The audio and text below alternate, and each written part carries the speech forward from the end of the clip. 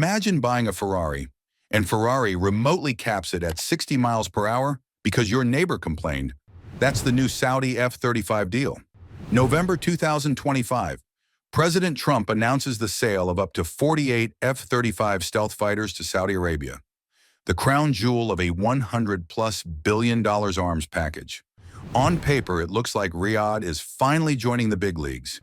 In reality, it's the clearest proof yet of how Israeli influence quietly controls American weapons policy. Here's how it works.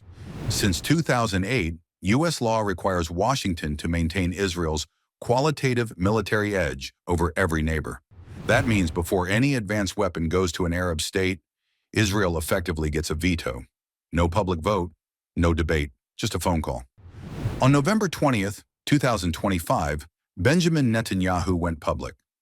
Secretary of State Marco Rubio personally assured him that Saudi Arabia will not receive F-35s equal to Israel's customized F-35I Adir. No Israeli avionics, no open software architecture, no ability to integrate future Israeli made-in-Israel weapons. Delivery pushed to 2030 or later. In short, Saudi Arabia is paying full price for a deliberately handicapped aircraft. This isn't a technical footnote, it's policy by lobby. Decades of disciplined, well-funded advocacy in Washington have embedded one principle above all others. No Arab air force, no matter how rich, no matter how friendly, may ever approach Israeli capabilities. Saudi Arabia isn't begging for charity. It's the world's fifth largest defense spender, a key buyer keeping American production lines open. Yet even they must accept second-tier hardware because one foreign country's security doctrine has been written into U.S. law.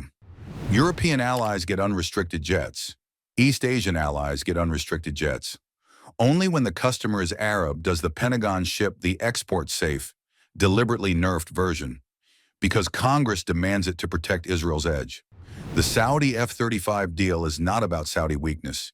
It's about American sovereignty quietly outsourced.